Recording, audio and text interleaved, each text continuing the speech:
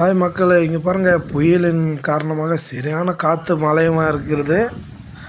இப்போ நம்ம பீச்சுக்கு போய் பார்த்தோம். சாமியார்பேட்டையில் போட்டெல்லாம் வந்து பாதுகாப்பான இடத்துல நிறுத்தி வச்சுருக்காங்க. வலை போட்டு எல்லாம் மட்டும் இந்த புயலின் காரணமாக 10 நாட்கள் மேலாக கடலுக்கு யாரும் போகலை. இங்கே மீனுக்கு சுத்தமாக வழி இல்லை. மீன் இந்த கடலுக்கு போனால் தானே மீன் கிடைக்கும் நம்மளுக்கு.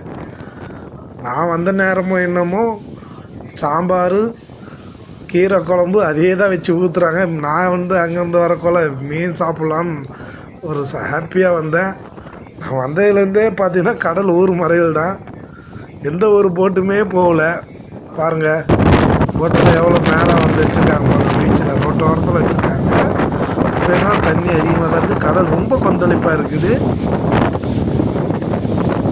எல்லாம் மீனவர்கள்லாம் பாதுகாப்பான இடத்துல போட்டு வச்சுட்டு ஓரமாக போகிறாங்க. பாருங்கள், கொந்தளிப்பாக இருக்குது. ஆனால் நைட்டுக்கெலாம் என்ன மழை, சரியான மழை பெய்யும் பார்க்குறேன். ரொம்ப கடுமையான மழை வருது.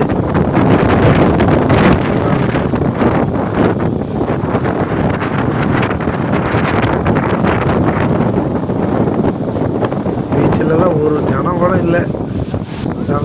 ஊர் மீனவர்கள் தான் அப்படியே போட்டெல்லாம் போய் சரி பண்ணிக்கிட்டு இருக்காங்க. எல்லாம் சுற்றுலா பயணிகள்லாம் யாரும் வரல. கடலோட எரிச்சலோடி காணப்படுது. பாருங்க மக்களே, நாளைக்கு காலையில் எப்படி இருக்குன்னு தெரியல. பாருங்க, ரோட்லலாம் தண்ணி நிற்கிது. காற்று சரியான காற்று அடிக்குது மக்களே.